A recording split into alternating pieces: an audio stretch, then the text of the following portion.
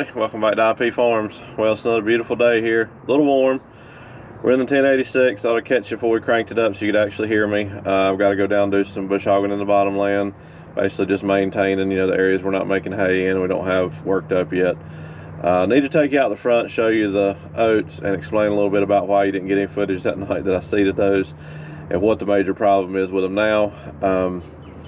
And might explain a couple of things about some future plans between now, hopefully, and this time next year. Trying my best to make sure that I'm keep my mind focused on one game plan and work towards that. It's really hard. Your heart wants to do one thing, your mind wants to do another, and then your pocketbook tells both of them they're crazy. But we're going to see what happens, so stick around if you don't mind. I'm not sure what I'll be on this. It might be me babbling, but we'll see what we can come up with, and I'll bring you guys along for all of it. So let's get started. All right, I'm gonna try this one last time to get you a clip of these oats. Something keeps happening every time. Here they are. You can see right here, no plant, no plant. That's the deal. I was so mad that night. The reason you guys didn't get any footage. All my fault. Two problems. One, the drill disc openers are wore out. I knew that. I had checked into them. I was told that when I got it, and I never did do it when I fixed the slip clutch. Kind of got away from row crops. I completely forgot about it. That would not have been near as big of a problem if the ground had had a chance to mellow out a little bit. The grass had died more. Basically what happened was the fresh green grass from tillage and disking that week was getting clogged up in the openers because they were wore out so bad, a couple of the bearings.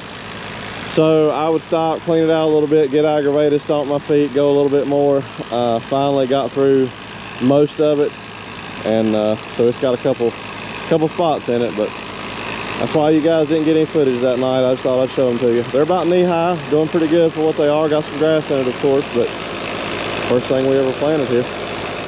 All right, guys, well, it's been about 2 weeks since we were out here. I mean, you've all seen the mange. Of course, the grass is growing like crazy in the bare areas, but all in all, it's not too bad. Pretty much about mid-thigh. There's a few places that it's almost waist high. There's a few places that's closer to knee, but I'd say average is about mid-thigh. Let's see. You can see that down here is my knee. Mid-thigh. I'm 6'2", so I really can't complain, honestly. I mean, the red clay that's up there on the hill, it's growing up there. I mean, it's definitely thinner where the clay is. I can see that, but it's growing pretty good. The grass and weeds are not too awful bad other than these bare spots, which we're going to take care of that. But, we're going to see what happens. So, I'm pleased.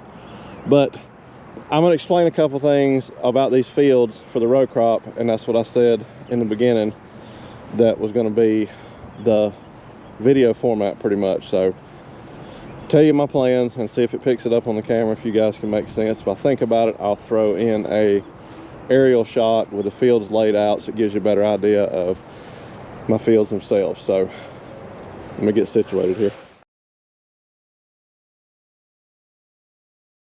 All right, guys, we'll try to do this field by field and make it as quick as possible. This is what I consider Jack's old field, what I get most of my hay off of when I do.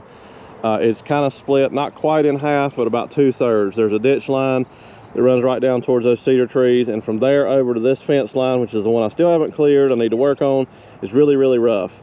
From that ditch line up to Jack's fence where he is now standing up there is really good pasture land. That's some of the stuff I put fertilizer on. It's growing pretty good. I don't think I got my overlaps exactly right. I can see green strips, but anyway, we're gonna leave that in hay for right now. See how my row crops do for a year or two. Combine transportation, selling inputs, all that good stuff, learning how good my green thumb is, yada yada yada. I'll throw a card up. There used to be well, there's a video of cedar trees that went right along here right in front of my finger, tied into that brush pile. That was one field, this is another. My original plan was to make this whole front field wrap around, sorry I'm spinning you so fast, and go all the way down, which eventually I think that's what we're going to do. But for right now, we're going to leave this one out here in hay the rest of the season and next year. So that means we have the line I just showed you, goes up by the cedar trees, up towards that rock formation, over towards that cedar tree, and back down. Like I said, if I can get that field view in here somewhere on a picture, it'll make more sense. I consider this what I call the front field. Faces the road, it's the front of the property. So let me walk up here where the tractor is and I'll explain a little bit more about what the plans are here. I will pan you around here, try not to make you too sick. There's a brush pile, that's the back side of this field. And of course the 165 is sitting right at the edge of my hay ground versus the oats. And then we talked about in the last clip there, and you can hear the road out there where the tree line is. This field's got kind of a wonky shape to it. But my game plan, hopefully, I'll show you the back. We're standing right here at the back fence line. If everything goes well with Glenda, combine these oats. That'll give me a good test run experience. That's really not going to matter. I've got something to do with the oat seeds, and then I'm going to try to bale the straw, and hopefully I've got something already done with the straw as well. Then I've got to decide if I'm going to leave this down here in hay for the rest of the season and push myself in the fall, or if I'm going to go ahead and just call it. And I think I'm going to go ahead and just call it. I've got the whole next cutting sold, and I've got the last cutting sold. I was hoping to get 4 this year. I don't know if it's going to happen. So after the oats come off, we may end up just moldboard plowing this whole thing, get it worked over, let the stuff be decomposing, working back in the soil, and just keep up with it with a disc for a little while. That way when fall gets here, I don't have huge amounts of tillage work to do. I can just run the disc over it, smooth it up, level it up, and plant the winter wheat. And that's the game plan here. This whole field, all the way over what I showed you, the oat patch, all the way back here, the brush pile, is to be winter wheat. Try my hand at it. We'll sell that to Elevator. I've got a lot of connections on selling the straw, so that's a lot of the reason for that. And then hopefully, fingers crossed, I'll do what do y'all call them, half-season beans, I guess you would say. Work the wheat ground up next year about this time, and hopefully plant some soybeans out here. That's the plan, guys. It sounds good in theory, doesn't it? Well, we're getting there really close. Let's head down here to the bottom and I'll show you the rest of it. Well, I should have just walked over here, but anyway, over here, a hawk going crazy. You must see a rabbit or something out here, but anyway, I've got enough room to plant about 12 rows of corn in my spacing down to the abandoned creek channel here. The tree will stay, we'll plant around that, and then we'll plant all the way over to the big creek. I'm on the fence about something over there closer to the manholes. I'll show you that in a minute. But this is going to be hopefully corn ground. It's very expensive to do that. You know, that's my plan, my hopes, my dreams. I'm not sure. I wanted to do some kind of cover crop here to start helping with the soil before the corn, but I don't know if it will. But we are going to start plowing this under very soon. One reason cause it's not making any kind of hay. It's sparse, very thin, and not worth the time and trouble to bush hog it. I can save myself at least 2 to 3 bush hogs with just plowing it and running a disc over and keeping the weeds down. I'll be that much further ahead come next season. Gosh, I wish I could see that groundhog over there. He's at the manhole way down there. I don't even know where the zoom button is on this thing. But anyway, let's go over here towards the manholes and tell you something else. All right, here's the best scenario. I don't know if you can see the grass growing. Need to weed eat around that one. That's a manhole. Pan you back up here slow. Can't see it really. Top of the screen, there's another manhole. One across the little creek, there's another one up there, so forth and so on. Been with me for a while. You know how much fight I had with the local agency over this right of way. There is a huge sewer main that runs through here that they put in new 2 years ago. Finally got it leveled out where it didn't hold water and no floods. And I'm on the fence about what to do. I've talked to a couple people. The reason the grass is high here was just kind of a test for me to use a straight line when I plowed. I was going to leave this grass so they'll have a way to get in here to their manholes. They're not going to come down here and knead into the manholes anytime soon. And if they do, and my corn's growing, if I lose a couple rows, you know, 2 rows, maybe 3 at most, for them to get a side-by-side through, so be it. I mean, they have to have access, I understand that. But I'm not going to chance it and leave all this unplanted and let weeds and stuff grow up just so they can have access. Because look at that. That's 7 feet tall, a jungle. I gave them double width access what they needed when I put the gates up, so we're all legit. If they have to come in here, they have to come in here. But so We're gonna plant corn all the way over the creek. That's a gamble.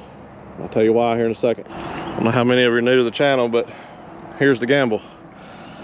This is the creek, and it gets out quite a bit, or it's prone to. It's a very big creek, more or less a small river. Got more log jams I need to take care of. All right, let's get out of here. Mosquito infested. All right, guys, I'm probably gonna lose my battery right here in the middle of what I'm talking about, but I showed you the creek clip mainly because it's been over 2 years since the creek has been out, but it does happen.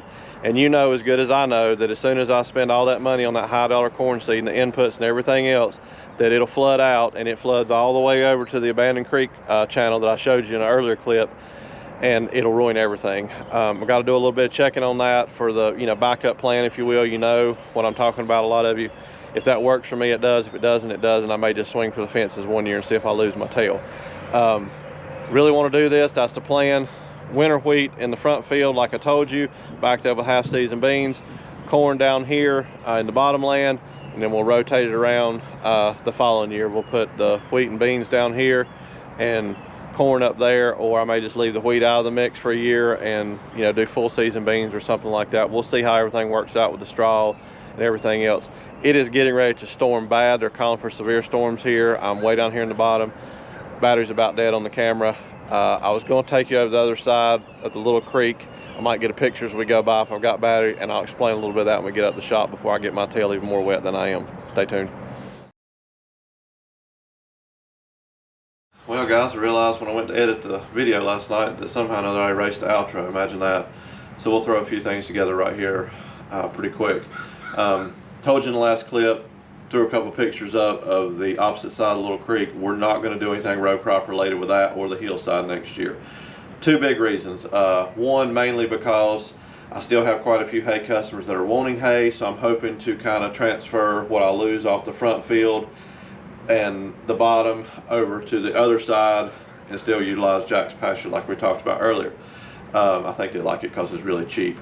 And the second reason is because I'm trying to keep everything down to a manageable amount for myself with my OCD and with my daily full-time job, how I'm going to do these row crops. I mean, it's going to be a lot different than waiting on grass to grow and putting it on the ground and calling somebody to come pick it up. So we've got a lot to learn. Could be a flop. It's just hard to say, but we're going to go after it full force the best I can. Learn the equipment, learn how everything works, see the pros and cons of it, and if it is a flop, then I'll learn from it just like I did with the oats, and we'll proceed forward with the next go round. But that's the main reason for it. Hopefully you enjoyed the video, give you a little bit more insight on where we are and what we're doing with the row crop stuff. I know the content's been kind of low here the last couple of videos, and probably going to be the same for the upcoming ones. I say low just meaning like it may appeal to a different audience. It's more fabrication and shop work. Got another video coming out on the trailer, what I finished up on it, the final product. We've got to do a lot of work to the dump truck, brake work, mechanical work, fabrication on the bed to transfer it over to a grain door, and we've got a lot of work to do to the drill because I'm going to need that drill here really in a few months. It's not going to be long.